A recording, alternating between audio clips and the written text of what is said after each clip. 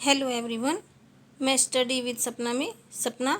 आज हम कर रहे हैं 8th क्लास की हिस्ट्री का chapter first, how when and where, यानी कि हिस्ट्री में हम डेट्स के बारे में हम क्लियर करेंगे। फर्स्ट आता है हमारा how importance are date. Date हमारे लिए इतनी इम्पोर्टेंट्स क्यों हैं। देयर वाज ए टाइम, एक समय था। अगर हम हिस्ट्री को एक स्टोरी के रूप में पढ़ते हैं तो हमारे लिए हिस्ट्री काफ़ी इजी हो जाती है। अगर हम इसको स्टोरी के रूप में पढ़कर ऐसे थ्योरेटिकल के रूप में पढ़ेंगे तो हमारे लिए काफ़ी डिफ़िकल्ट होती है। इसलिए हम इसको एक हिस्ट्री को हम स्टोरी के रूप में पढ़ेंगे। अब ये क्या कहते हैं, देर वाज एक समय था जब हिस्टोरियन इतिहासकार थे ना, वो जो डेट में हमेशा खोए रहते थे। दे वर ही डिबेट, वो हमेशा बहस करते रहते, आपस में डिबेट करते रहते थे डेट्स के बारे में। ऑन विच रूलर, जब राजा जो थे वो कब राजा बने, कब उनमें जो लड़ाइयाँ होती थी, कब वो फाइट करते थे, इन सब तारीखों में वे उलझे रहते थे। सामान्यतः क्या होता था, इन द कॉमन सेंस की बात है, ये सामान्य बात होती है कि हिस्ट्री वाज सिंटोनियम, हिस्ट्री जो है वो डेट्स की सिंटोनियम मानी जाती है, विपरीत मानी जाती है। यू मे हैव हेयर्ड, आपने लोगों से सुना होगा कि आई फाइंड हिस्ट्री बोरिंग, की हिस्ट्री बहुत बोरिंग होती है क्योंकि इट इज़ अबाउट मेमोरीजिंग डेट। ये जो है बोरिंग क्यों होती है कि हम ने सुना है कि हिस्ट्री क्या है, डेटों को हमेशा मेमोरीज यानी कि याद करते रहो, डेट पे डेट, डेट पे डेट याद करते रहो। लेकिन ये ऐसा सही नहीं है, ये जो कॉन्सेप्ट है ये सही नहीं है। इसमें history is certainly about change, history क्या होती है हमेशा जो है वो, हम इसमें कोई शक नहीं है, जो certainly about the change there occur time, history जो है समय के साथ साथ जो है वो चेंज होती रहती है। It is about finding no out how things were in the past, हम ये जानते हैं कि हम ये फाइंड आउट करते हैं कि पास्ट में जो है वो सब चीज़ें कैसी थी और हाउ थिंग्स आर, उनमें अब के चेंजिंग कैसे हो गई है। As soon as we compare, अगर हम पास्ट को प्रेजेंट से हम कंपेयर करते हैं, वी रेट टाइम के अकॉर्डिंग, तो हम बिफोर और आफ्टर यानी कि पहले की और बाद की बातें करने लग जाते हैं। अगर हम हिस्ट्री में पहले प्रेजेंट और पास्ट की बातें करते हैं तो बिफोर आफ्टर की बातें करते हैं। Living in the world we do not always, क्या है जैसे रोज़मर्रा की ज़िंदगी में क्या है, हम ज़्यादातर क्वेश्चन जो इतिहासकारों से अबाउट पूछते रहते हैं कि व्हाट वी सी अराउंड, जो हम चारों तरफ चीज़ें देखते हैं हमारी तरफ, हम अपने सराउंडिंग एरिया में जो चीज़ें देखते रहते हैं उससे हम जो ऐतिहासिक क्वेश्चन होते हैं ना वो हम नहीं उठाते, हम चीज़ों को स्वाभाविक मानकर चलते हैं। वी ज़्यादा ग्रांटेड यानी कि स्वाभाविक मानते हैं, नॉर्मल सी बातें मानते हैं। As he what we say always been in the world in the inhabited, जैसे हम इन चीज़ों को मानो कि कुछ हमने देखा हो जो हमेशा से हो रहा है, यानी कि जो हमेशा से हो रहा है संसार में, जो अभी तक चल रहा है, ये जो पहले से भी चल रहा था उसको हम ज़्यादातर देखते हैं। But must of us have our moment in of wonder when we are the curious and we ask question that the actually are the historians। तो इसमें माँ जैसे, लेकिन हम इसके सामने कभी कभी अचंभे के क्षण भी आ जाते कि हम इसमें सरप्राइज भी हो जाते हैं कई बार। जो always must of have our moment wonder, मानो कि हम कुछ देख रहे हैं हमेशा से ऐसा, और लेकिन हम उसके सामने कभी कभी क्या है जो सरप्राइज भी हो जाते हैं। ये जानने के लिए हम क्या है उत्सुक, एक्साइटेड भी रहते हैं। एक्चुअली वास्तव में क्या होता है कि हम क्या है क्रिसियस एंड वी आस्क, क्वेश्चन पूछ लेते हैं एक्चुअली द हिस्टोरिकली, इतिहास से जोड़कर हम क्वेश्चन पूछते रहते हैं। अब हम देखते हैं कि someone sip a cup of tea at the road side tea, अब रोड साइड टी स्टॉल जो होती है उस पर हम देखते हैं कि कुछ लोग जो है वो कप के चाय का कप में जो शिप भर रहे होते हैं। यू मे वंडर, जब हम घूमते हैं, when did they begin to drink tea, अब हम ये सोचते हैं कि उन्होंने जो चाय है कॉफ़ी है इन्होंने कब पीनी स्टार्ट करी। Looking out of the window of A train, अब हम जैसे ट्रेन में जा रहे हैं तो विंडो के बाहर हम झाँक कर देखते हैं और अपने आप से क्वेश्चन पूछते हैं। When when were railways bullet, जो रेलवे जब बनी, रेलवे कब बनी। Bullet and how did people travel, और लोगों ने जो पहले समय में थे, जो जब रेलवे नहीं बनी थी तो लोग कैसे ट्रेवल करते थे। रीडिंग द न्यूज़पेपर, जो हम आज के सुबह जो है न्यूज़पेपर पढ़ते हैं डेली के टाइम में, तो हम जानते हैं कि लोगों जो है जो लोग सुनते भी हैं, कुछ लोग अबाउट थिंग्स उसके बारे में सोचते हैं कि जब न्यूज़पेपर नहीं था तो लोग न्यूज़पेपर को, जैसे उनको न्यूज़ कैसे बनाते थे, वो कैसे छापते हैं, अखबार नहीं छपते थे उस समय, लोगों को जानकारी कैसे मिलती थी। आज के टाइम में तो क्या है काफ़ी न्यूज़पेपर बन रहे हैं। पास्ट के टाइम में अगर हम पढ़े तो पास्ट टाइम में क्या है न्यूज़ कैसे मिलती थी। अब इसमें एक फिगर देखिए, फिगर में क्या दिया गया है, जो ब्राह्मण है ब्रिटेनिया का शस्त्र भेंट करे। ब्रिटेनिया का जो ब्राह्मण है, इसमें ब्राह्मण क्या कर रहा है, ऑफर कर रहा है ब्रिटेन को शस्त्र, अपने शास्त्र जो वो जो है गिफ्ट कर रहा है। जो friendship to the first map produce by the जो जेम्स रेनल द्वारा दिया गया पहले मानचित्र का जो है नक्शा दिया गया। रॉबर्ट क्लाइव ने जो थे, Robert Clive to produce map of the Hindustan. Robert Clive ने क्या किया था, रेनेल को हिंदुस्तान के नक्शे तैयार करने का काम सौंपा था। तो ये क्वेश्चन बन सकते हैं कि रॉबर्ट क्लाइव ने किसे हिंदुस्तान का नक्शा तैयार करने के लिए काम सौंपा गया था। ये सौंपा गया था रेनेल को किसने सौंपा था, रॉबर्ट क्लाइव ने सौंपा था हिंदुस्तान का मैप तैयार करने के लिए। इसमें ये क्वेश्चन पुट आउट होता है। अब नेक्स्ट देखते हैं हम इसमें ऑल सच हिस्टोरियन क्वेश्चन, और जो इतिहास के क्वेश्चन होते हैं हमारे, refer to back to notion of time. और ये सारे जो ऐतिहासिक क्वेश्चन होते हैं ना, हिस्टोरियन क्वेश्चन होते हैं, हमें समय के बारे में सोचने के लिए क्या करते हैं, नोटिस करते हैं। नोटिस यानी कि हमें क्या है, अट्रैक्ट करते हैं इतिहास के बारे में सोचने के लिए। But time does not have to be always precisely date in terms of a particular year a month. लेकिन समय को हमेशा क्या है, साल या ईयर, महीने, ठीक है, मंथ में पैमाने पर ही नहीं देखा जा सकता। टाइम को सिर्फ हम साल और महीने के अकॉर्डिंग हम नहीं देख सकते। कई बार क्या होता है, सम टाइम क्या होता है, it is actually incorrect to fix precise date to process that happens over a period of time.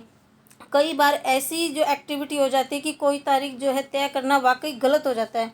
कई बार क्या होता है, कोई फिक्स डेट हो जाती है ना, उसको हम एक्चुअली क्या होता है, उसको प्रोड्यूस करना कई बार क्या हो जाता है, वो गलत हो जाता है। People in India do not begin drinking अब टी एंड कॉफ़ी। अब जैसे हम ये नहीं बता सकते हैं कि लोगों ने, इंडिया के जो लोग हैं, उन्होंने चाय और कॉफ़ी जो है पीनी उन्होंने कब स्टार्ट की।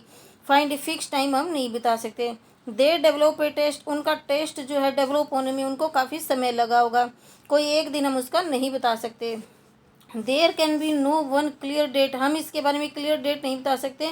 For a process such as the, इस प्रोसेस में जितना टाइम लगा उसके बारे में हम कोई एक सच डेट नहीं बता सकते। इसी प्रकार क्या होता है, we can not fixed one single date, नहीं बता सकते। जब ब्रिटिश रूल आया था इंडिया में, एस्टेब्लिश्ड हुआ था, नेशनल मूवमेंट, राष्ट्रीय मूवमेंट जब स्टार्ट हुए थे, उसकी हम फिक्स्ड डेट नहीं बता सकते, क्योंकि इनका प्रोसेस जो है वो धीरे धीरे स्टार्ट हुआ था। और थिंग्स, सभी चीज़ें happen over A stretch of time, और सभी चीज़ें जो है वो टाइम के अकॉर्डिंग जो है वो धीरे धीरे स्टार्ट हुई थी। ये सारी चीज़ें एक लंबे समय में होती है। We can only refer to a span of time and approximate period over which particular change become visible, यानी कि जैसे ऐसे में हम सिर्फ एक अवधि के बारे में बात कर सकते हैं, ए स्पेन ऑफ टाइम के बारे में बात कर सकते हैं, लगभग सही अवधि के बारे में बात कर सकते हैं जब वे खास बदलाव दिखाई, जब पार्टिकुलर कोई चेंज हो गया हो ना, तब हम क्या है, फिक्स डेट के बारे में हम बात कर सकते हैं। लेकिन धीरे धीरे प्रोसेस के बारे में हम फिक्स डेट नहीं बता सकते। अब बताए, why then we continues to associate history with the string of date. तो फिर लोग इतिहास को तारीखों से जोड़कर क्यों देखते हैं, यानी कि जब हम हिस्ट्री पढ़ते हैं, हिस्ट्री को रीड करते हैं, तो उसको डेट से क्यों जोड़ते हैं लोग। This association has a reason, इसका भी तो कोई एक जो है मुख्य कारण हो सकता है, इसका भी जो एसोसिएशन जुड़ाव का कोई एक कारण हो सकता है। अगर हमें इतिहास पढ़ना है तो हमें डेट जरूर पढ़नी पड़ेगी। There was a time when history was an account of the battle and big events, history को जब एक समय था जब युद्ध और बड़ी बड़ी घटनाएं होती थी ना, तो उसको इतिहास माना जाता था। उस टाइम को जो क्या माना जाता था, इतिहास माना जाता था, जब बड़े बड़े युद्ध और बैटल इवेंट्स होते, बड़ी घटनाएं होती थी। इट वाज अबाउट रूलर, ये सब क्या होते थे, राजा और देयर उनकी पॉलिसीज़ के बारे में बताते थे। Historians wrote about the year a king was crown, historian जो इतिहासकार थे ना, जो जी ये इतिहास थे, राजा महाराजा और उनकी नीतियों के बारे में तो लिखते थे, उनकी पॉलिसीज़ के बारे में लिखते थे। इतिहासकार ये लिखते थे कि कौन से साल राजा को ताज पहनाया, उनको क्राउन किया गया। क्राउन होता है राजा बनाना, यानी कि उनको कब जो है क्राउन किया गया, और द ईयर मैरिड, उनकी कब शादी हुई और उनके कब बच्चे हुए, द ईयर फाउट, और कब उन्होंने जो है फाउट लड़ाई की, एक पार्टिकुलर वार, एक जो है पार्टिकुलर वार में उन्होंने कब जो है हिस्सा लिया, और द ईयर इफ, वो कब मरे, and the year the next ruler, राजा जो है वो कब सक्सेस होकर उन्होंने उस पर राज किया। ये सब बातें जो फिक्स होती थी ना, उसके बारे इतिहास करके डेट बता सकते हैं। यानी कि उनका इतिहास बताने के लिए उनको डेट से जोड़ा जाता था। For event such of as these specific dates can be determined and it histories such as these debates about date continue to be important. अब इसमें बताया गया कि जब कब मरा और इसके बारे में कौन सी गद्दी पर बैठा, इन सब के बारे में ना इस तरह घटनाएं जो होती थी वो निश्चित तिथि बता सकती थी। और इस तरह के इतिहासों में तिथियों का बड़ा महत्व होता था। जब ये सब इवेंट्स बताए जाते थे, इतिहासकार बताते थे ना, तो इसमें क्या था, इम्पोर्टेंट होती थी। कंटिन्यू डेट जो होती थी ना, उसके बारे में डेट उनके बारे में बताने के लिए बहुत इंपॉर्टेंट चीज़ होती थी। अब ये क्वेश्चन हो सकता है कि राजाओं के इतिहास बताने में कौन सी चीज़ इंपॉर्टेंट होती थी। अबाउट डेट कंटिन्यू जो डेट है ना वो इम्पोर्टेंट होती थी।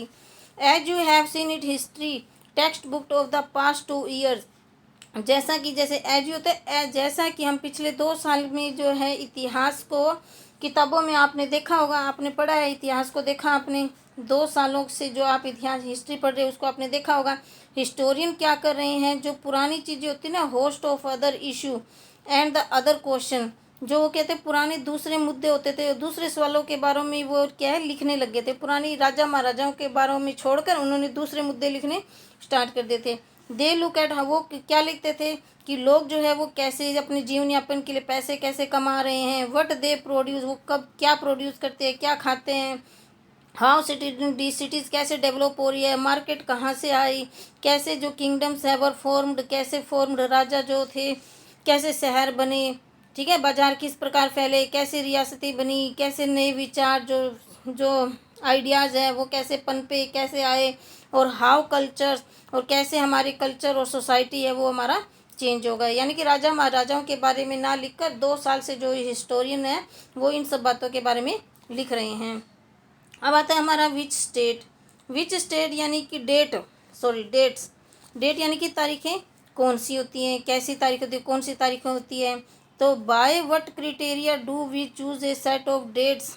अब जैसे set of dates as important, हम कुछ तारीखों को महत्वपूर्ण मानने का जो पैमाना, कुछ तारीखों को हम महत्वपूर्ण मान लेते हैं।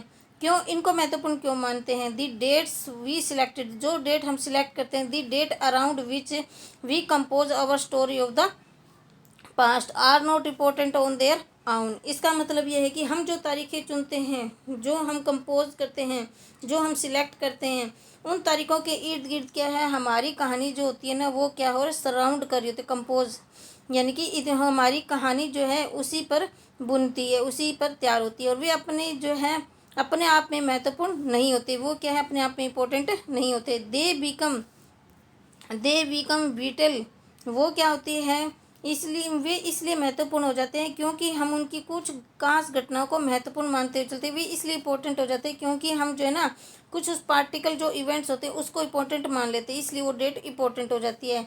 इफ़ अगर हम फोकस करते हैं स्टडी चेंज, अगर हम स्टडी चेंज पर अध्ययन को हम चेंज कर लेते हैं, तो if we begin to look of new issues, तो हमारे जो है नए मुद्दे, जो नए इश्यूज होते हैं ना वो हमारे सामने आकर खड़े हो जाते हैं। ये नई set of date of appear significant, जो कहते हैं महत्वपूर्ण तारीखों से जो है तारीखें भी बदल जाती है। अगर हम जो स्टडी चेंज पर हम फोकस करते हैं तो हमारे सामने नए इश्यूज आकर खड़े हो जाते हैं, और जो नई तारीखें आती है वो हमारे लिए क्या हो जाती है, इम्पोर्टेंट बन जाती है। अब इसमें कुछ एग्जाम्पल के तौर पर हम देखते हैं। इन द हिस्टोरियन रिटन, अब देखो इसमें क्या दिया, historian written by the British historians in India.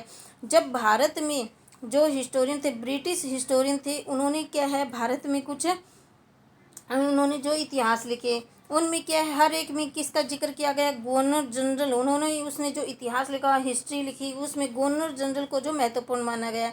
अब ये क्वेश्चन पुट आउट होता है कि इंडिया में जो हिस्टोरियन थे वो किसके बारे में लिख रहे थे, वो गवर्नर जनरल के बारे में लिख रहे थे। दीज हिस्ट्री, उनकी हिस्ट्री थी ना, जो rule with the first governor general, जो उनकी फर्स्ट गवर्नर जनरल था कौन था, वारन हेस्टिंग्स। अभी क्वेश्चन आता है हमारे इंडिया का फर्स्ट गवर्नर जनरल कौन था, Warren Hastings. And with the last viceroy, और लास्ट वॉइसराय कौन था, लॉर्ड माउंटबेटन।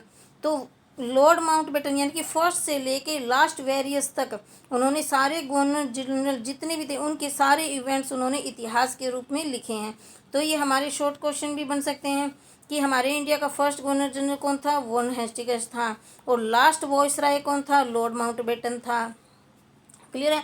इसमें हिस्टोरियन जो है वो, जो इंडिया के हिस्टोरियन के बारे में किसके बारे में लिख रहे थे, वो गवर्नर जनरल के बारे में लिख रहे थे, इसीलिए वो डेट क्या है वो इम्पोर्टेंट हो रही थी। इन सेपरेट चैप्टर में हम क्या पढ़ चुके हैं, अबाउट द डेट, जो डीड्स ऑफ अदर। अब अलग अलग के बारे में भी, अलग अलग चैप्टर में भी हम दूसरे गवर्नर जनरल के बारे में भी पढ़ते हैं। अब हिस्ट्री में तो काफ़ी गवर्नर जनरल आए हैं, जैसे एग्जाम्पल के तौर पर हम देख लेते हैं। इसमें हेस्टिंग्स थे, मैं इसको आपको अंडरलाइन बता दूँ, हेस्टिंग्स थे। हाँ, दूसरा आता है वेलेजली थे, तीसरा आता है बेंटिंग थे, फोर आता है डलहौजीज थे, दूसरा फिर आता है कैनिंग थे, फिर आता है लॉरेंस थे, लॉरेंस थे, फिर था लीटन, फिर था रिपन, फिर कार्जन, ठीक है, फिर हार्डिंग, फिर इरविन। ये सब क्या थे, हमारे इंडिया के गवर्नर जनरल रहे हैं, फर्स्ट से लेके लास्ट वेरियस तक।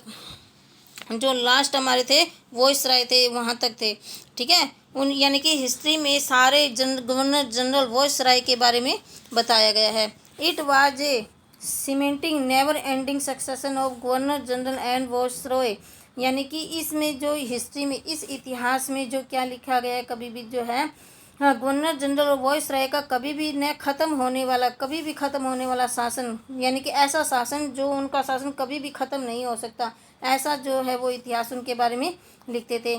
तो all the dates of the history, इतिहास की सारी जो तारीखें थी ना, वो बुक जो लिखी गई थी, बुक उनका लिंक होता था इनसे, ठीक है। इन सब से क्या होता, इनकी सब पर्सनैलिटी से क्या होता था, लिंक होता था। टू दे, वो क्या लिखते थे, इनकी एक्टिविटी लिखते थे, वो क्या क्रियाएं करते थे, उनकी क्या नीतियाँ होती थी, वो क्या अचीव कर रहे थे, ठीक है। It was as if there was nothing outside their lives. तो इन सब के ये ऐसे तो थे मानो उन लोगों के जीवन के बाहर ऐसी कोई चीज़ नहीं लिखते थे, यानी कि सिर्फ उनकी तारीफ के बारे में लिखते थे, एक्टिविटी, पॉलिसीज, अचीवमेंट के बारे में लिखते थे। इसके अलावा इनके बाहर जो जीवन जीते थे ना, उसके बारे में वो कुछ नहीं लिखते थे। इट वाज सो इम्पोर्टेंट, इसलिए तो जो जानना महत्वपूर्ण था, यानी कि ऐसी चीज़ नहीं थी जिसे जानना महत्वपूर्ण था, सिर्फ यही जो चीज़ें लिखी जाती थी वही इम्पोर्टेंट होता था। इससे आगे क्या कहते हो, दी कॉर्नोलॉजी जो थे, chronology of their lives mark the different chapter of the history of the British India. इन लोगों के जीवन का जो क्रम था ना, देयर लिव्स, जो इनके जीवन का जो क्रम था, मार्क करते थे वो ब्रिटिश भारत के इतिहास में, यानी कि ब्रिटिश भारत का जो इतिहास था, अलग अलग अध्याय विषय बन जाता था, अलग अलग चैप्टर, डिफरेंट चैप्टर बन जाते थे। जो ये जीवन जीते थे, जो इनकी लाइफ थी, वो इंडिया के इतिहास जो था ना, इंडिया का ब्रिटिश इतिहास था, उसमें इनका अलग अलग चैप्टर बनकर सामने आया था। अब बताए, can we not write about the history of this period in the different वे।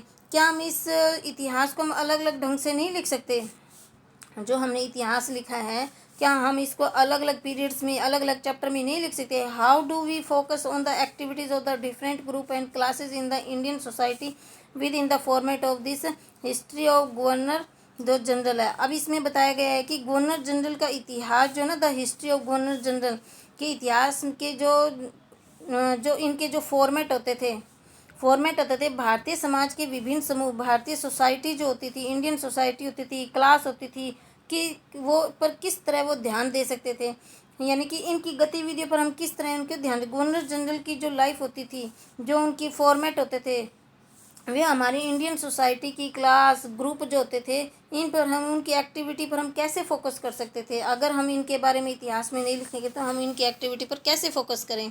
फिर आता है व्हेन वी राइट हिस्ट्री, जब हम हिस्ट्री लिखते हैं, जब हम इतिहास लिखते हैं और स्टोरी के रूप में लिखते हैं, कहानी के रूप में लिखते हैं, कहानी लिखते हैं, तो उसे वी डिवाइडेड इनटू चैप्टर, हम उसको चैप्टर में डिवाइड कर लेते हैं, यानी काफ़ी चैप्टर में हम उसको डिवाइड कर लेते हैं। ऐसा हम क्यों करते हैं, it is to go which each, प्रत्येक चैप्टर को हम, यानी कि प्रत्येक हर अध्याय को हम इसको समाज से क्यों जोड़ते हैं, समाज से रहे, यानी कि उनमें जो है वो बैलेंस बना रहे, ऐसा हम क्यों करते हैं। It is to tell a story in what way the make some sense and can be followed. ऐसा इसलिए किया जाता है ताकि इसमें कुछ जो है ना वो बैलेंस बना रहे और हम उसको फॉलो कर सकें, यानी कि उनको उनमें सेंस बना रहे, कॉमन सेंस, यानी कि उनमें सेंस का मतलब है उनके बैलेंस बना रहे चैप्टर पढ़ने में, और जिसको हम फॉलो कर सकें। इन दिस प्रोसेस, इस प्रोसेस में वी फोकस, हम केवल किस पर फोकस करते हैं, इवेंट पर फोकस करते हैं, जो हेल्प करती है हमें शेप ऑफ द स्टोरी, यानी कि जो हम स्टोरी सुनाते हैं, जो हम बताते हैं, वो उस स्टोरी की शेप बनाने में हमारी हेल्प करती है। वो इवेंट जो जो है इस स्टोरी को शेप देने में हमारी हेल्प करते हैं, अगर हम इस प्रोसेस में हम उस पर फोकस करते हैं। इन द हिस्टोरीज जो है that the revolve around the life of the British governor general, जो हिस्ट्री है वो रिवॉल्व करती है, अराउंड करती है, किसके चारों करती है, जो ब्रिटिश के गवर्नर जनरल थे ना, उनकी लाइफ के चारों तरफ ही जो है वो अराउंड करती रहती है, उन्हीं के बारे में ज़्यादा बताती रहती है। वो क्या क्या बताती है इसमें, the activity of the Indian simply do not fit, ऐसी एक्टिविटी सिंपली जो इंडियन भारतीयों के लिए जो है इंडियंस के लिए वो फिट नहीं होती, इंडियंस के लिए कोई मायने नहीं है उसका। दे हैव नो स्पेस, और जहाँ उनका कोई जो है स्पेस भी नहीं है, कोई मायने नहीं रखता। What then we to do, तो अब हम क्या करें, clearly we need another format, तो हमें हिस्ट्री का जो है दूसरा फॉर्मेट तैयार करना चाहिए।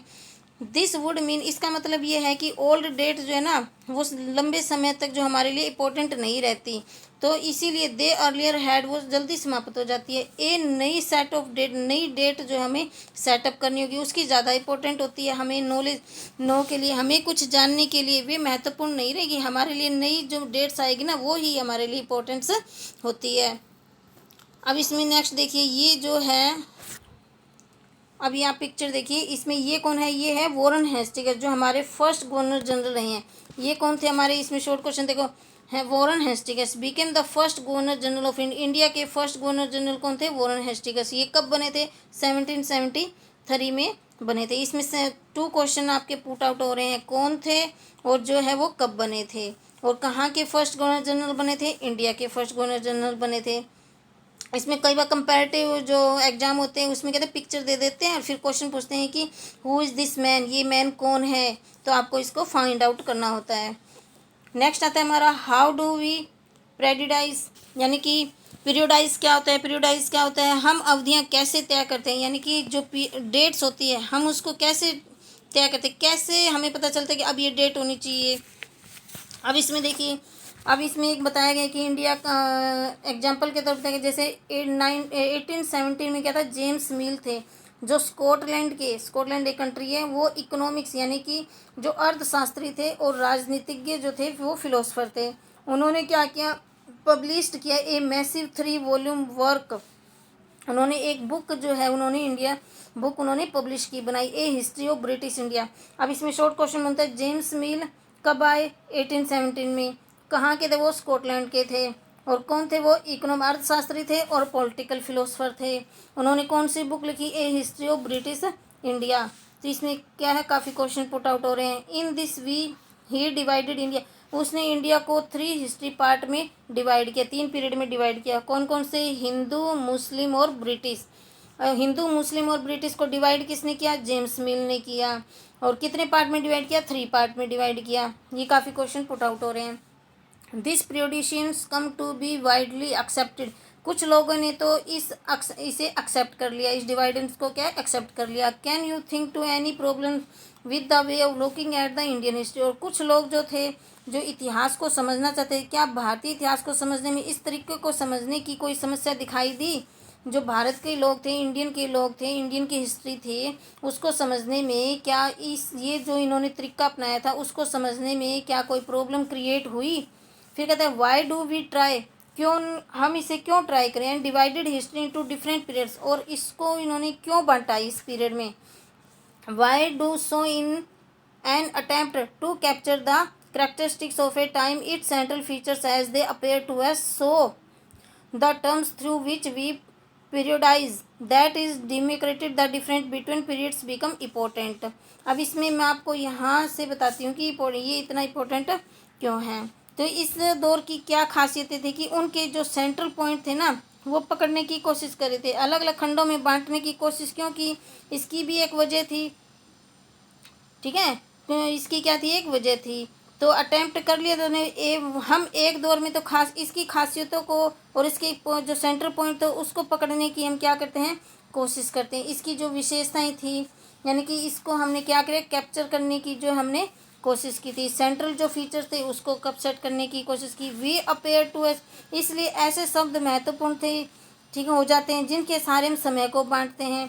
यानी कि जिसके सहारे वी पीरियोडिक टाइम, जिसके सहारे हम जो है समय को बांटते हैं, वो वर्ड जो है ना वो हमारे लिए इम्पोर्टेंट हो जाते हैं। ऐसे वर्ड जो समय को बांटने में हमारी हेल्प करते हैं वो हमारे लिए इम्पोर्टेंट हो जाते हैं। फिर आता है दे रिफ्लेक्ट आवर आइडियाज़। ये सब जो है ना वो हमारे इतिहास के, पास्ट के बारे में जो है वो हमारे वो है उसको रिफ्लेक्ट करते हैं, बताते हैं। They show how we saw the significance, कि हमें ये बताते हैं कि इस अवधि से दूसरी अवधि के बीच, यानी कि एक पीरियड से नेक्स्ट पीरियड के बीच जो चेंजिंग हुए हैं, ठीक है, जो हमारा चेंजिंग हुआ है उसका क्या महत्व है, वो हमारे लिए इतना इम्पोर्टेंट क्यों है। एक पीरियड से दूसरे पीरियड के बीच में जो चेंजिंग हुए वो हमारे लिए इम्पोर्टेंट क्यों है। अब मील सोच रहे हैं, Mill thought that all Asian society, Mill को लगता है कि जो पूरी एशियन सोसाइटी है, जो एशियन सोसाइटी है, were at the lower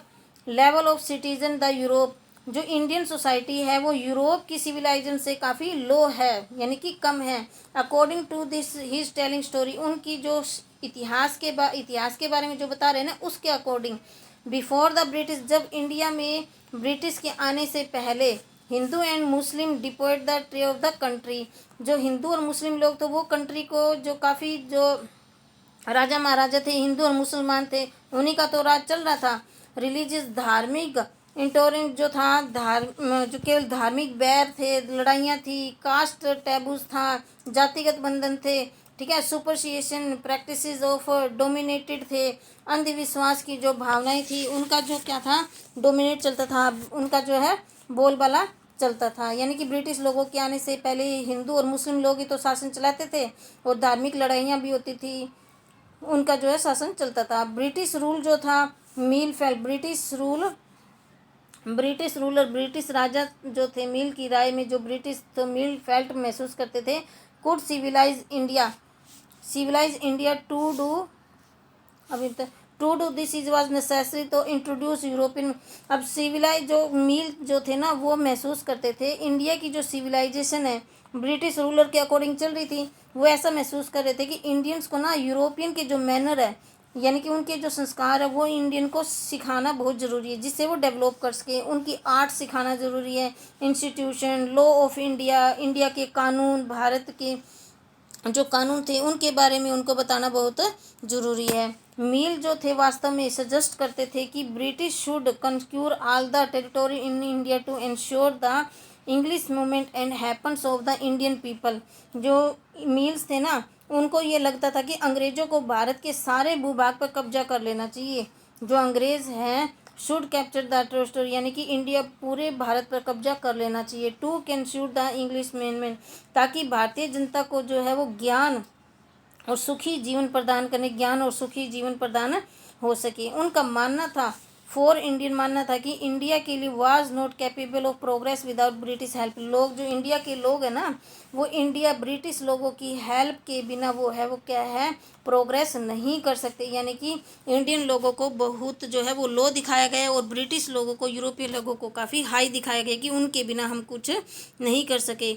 in this idea of history, इन विचारों से जो क्या है इतिहास जो था ना, इन धारणा से अंग्रेजी शासन जो था, ब्रिटिश रूल थे, represent all the force of the progress and civilisation. हर जगह जो है वो प्रोग्रेस करने लगी थी, उनकी फोर्स थी, सेनाएं बढ़ने लगी थी, प्रोग्रेस करने लगे थे, सिविलाइजेशन करने लगे थे। The period before British rule से पहले was one of the darkness, यहाँ पर सब कुछ अंधेरा था, यहाँ पर अंधकार फैला हुआ था। Can such A competition of accepted today, क्या हम इस बात को आज स्वीकार कर सकते हैं कि ऐसा होता था।